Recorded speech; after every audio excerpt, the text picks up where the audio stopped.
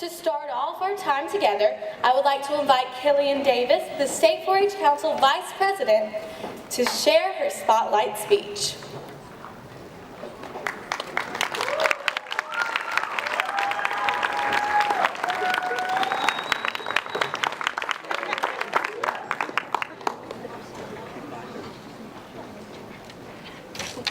Good afternoon, North Carolina 4-H. Good afternoon. 1 year ago today, I stood on this stage and delivered my candidate speech, hoping but not really expecting to win the election and spend my senior year serving this program that has had a home in my heart since I can remember. I had a campaign theme that was just do it, and I hope to inspire others to try the things that they're scared of, be it presenting a speech, running for an office, or just trying a new sport or hobby. I had to face a few of my own fears last year, and those are things that I'm still working on today. Growing up, I always thought of leaders as their leadership role.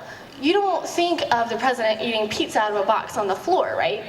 Likewise, as I watched my role models in 4-H grow and achieve really great things, it never occurred to me that they might be scared of doing those things. But my experiences as a state officer quickly opened my eyes. I can't tell you how many times the thought, oh my gosh, I'm really a state officer and I have to go do that, ran through my mind. Whether it was talking to legislators at the General Assembly, or presenting a speech, or carrying a flag onto the field of an NC State football game. All of those brought their own unique fears and challenges that came along with them. I never imagined that I would be asked by a friendly but very tenacious drill sergeant what drill skills I have, and who had no idea what 4-H is or really why we were there. But that first step onto that football field was exhilarating, because even though I wasn't doing it perfectly, I still did it. I want to tell you a story that I tried to remind myself of this last year in office. One day, a long time ago, a field marshal came to Napoleon and told him about a victorious battle. He talked on and on about their accomplishments, and when he finally finished, Napoleon asked him only one question. What did you do the next day? This story is not about discrediting accomplishments, but a reminder that in failure and in triumph, it doesn't matter what happened nearly as much as what you continue to do afterward. You are not defined by whether or not you get the results that you wanted out of your efforts. It's what you wake up and do the next day and the next that makes a difference. In my state officer application, I wrote that I considered state office to be the pinnacle of my 4-H career.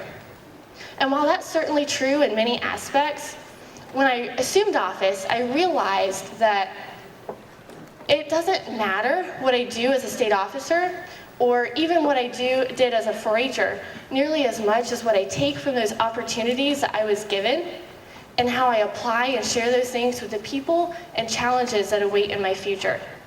We have all had ups and downs of all sizes, whether you won a gold or bronze medal at presentations yesterday, whether you'll be inducted as a district or state officer at the Candlelight Clover tomorrow night, or whether you win an Erie trip or have to apply again next year.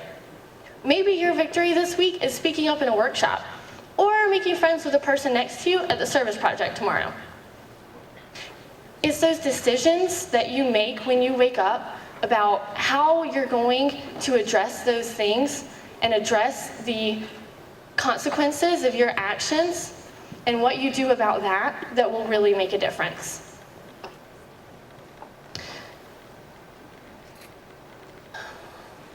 I know that we are going to achieve some really great things at Congress this week. Is that right? Yeah. Can I get a yes? Yes? I always come away from this conference feeling so energized. And I know how that energy that fills you up makes you feel like you can do anything and really make a change in this world that's bigger than yourself.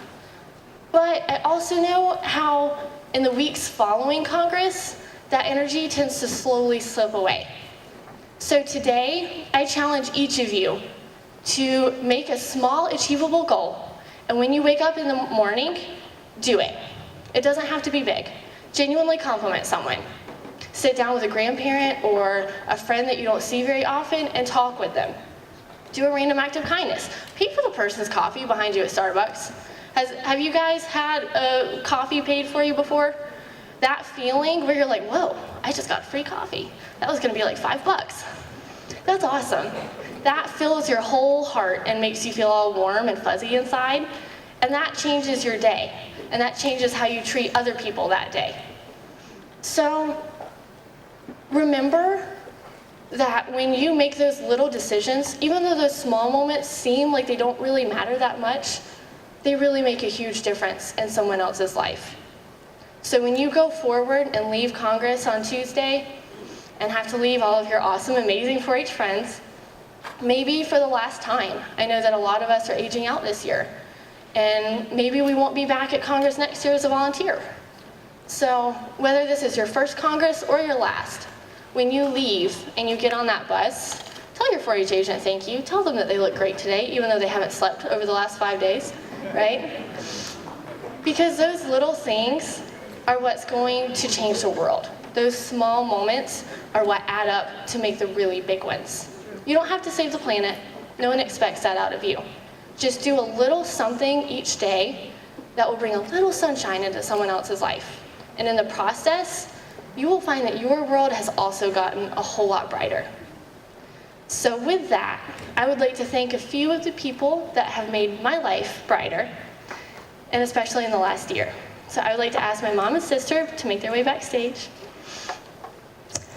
First, I have to thank the member of my family that definitely puts up with me the most. She reminds me to chase my dreams because even if I don't catch them, the run is just plain fun. She reminds me to do silly things every now and then, just to laugh and remember that life is really good.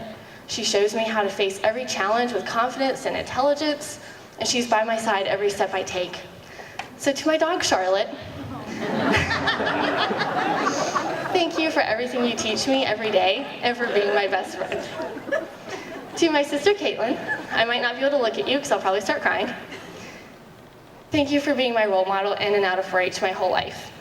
Whether it was singing at the county talent show when I had to turn around and sing facing the wall because I was too scared to look at the audience, whether it was inducting me into Honor Club or coming in from Washington, D.C. to be here with me today, you have held my hand literally and metaphorically whenever I needed it throughout my whole 4-H career. And here comes the tears.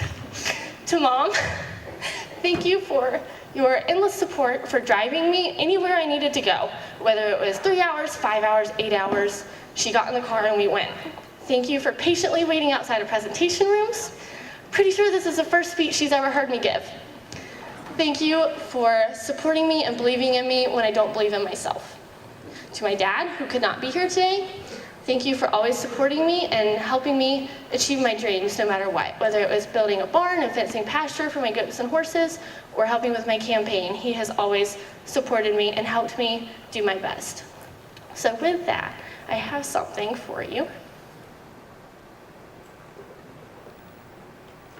that I would like to present to you for all of your support and for making this possible. Because without these people, I can tell you right now, I would not be standing on this stage.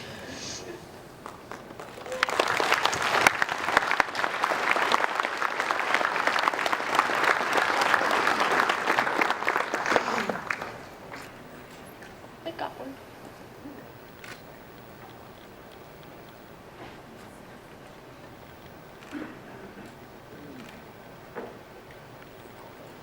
Moving on to a few other thank yous that hopefully won't be quite so tearful.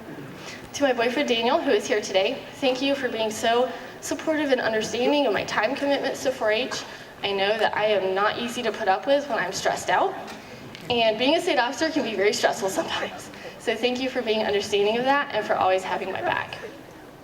To the countless 4-H agents, leaders, and volunteers who have impacted me throughout my life, whether you were my first 4-H agent, whether you were my person when I was a district officer, you guys have made such a big difference. Thank you for committing yourself to this work that is so often thankless, because you guys have a bigger impact on the youth than you will ever realize. Youth that aren't necessarily in your county, aren't necessarily in your club, might not even be in your district. You guys make an impact every step that you take. Thank you. To Miss Sarah, Miss Shannon, Miss Mitzi, Dr. Yoder, and all of those in the state office, thank you for making this year possible. Thank you for everything that you do every day for those in this program. Thank you for supporting our officer team and for everything you've done for me personally this last year. You guys deserve so much more recognition than you receive, and I honestly believe that you are superheroes. To my partners in crime, Luke, Grace, and Cooper, I am so blessed to have been able to serve with you this year. You guys, you're hiding backstage and I can't look at you. You guys have become my absolute best friends, and we have had so many adventures together. I cannot imagine going into a hotel room without Grace beside me at this point, because I'm pretty sure we're pretty synonymous. Thank you guys for always having my back, for supporting me, for keeping me on time, for helping me with my clothes, for helping me with my speech. Thank you for the pep talks. Thank you for the group texts. Thank you for everything. This has been the best year of my life, I can honestly say that, and I know you guys have played a huge role in that. To North Carolina 4-H, thank you. I don't know how to say anything else more than that.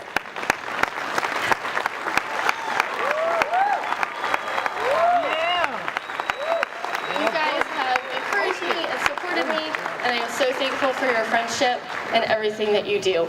So many of you guys have brightened my day, have brightened my week, have brightened my whole life, and I cannot thank you enough for that.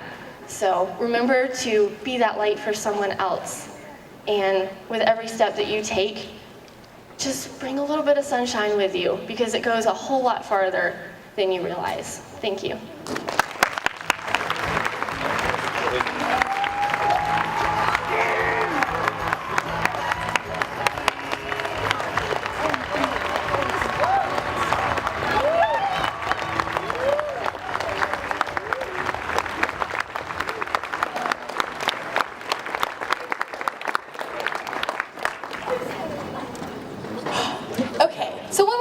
Our speeches, Killian would not say her thank yous to us, so that just caught me off guard, and I apologize.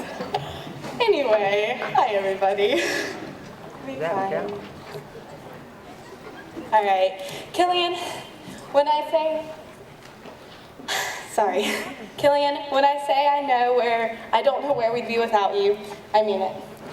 You have been our point person, our organizer, our big thinker, our challenger, and just what our team needed to be complete. You have made us laugh and have challenged us to think differently. And because of you, we're individually better people, and our team has been better because of you. I've been with you almost as many hours as I've been with my own family this year, and I wouldn't change a thing.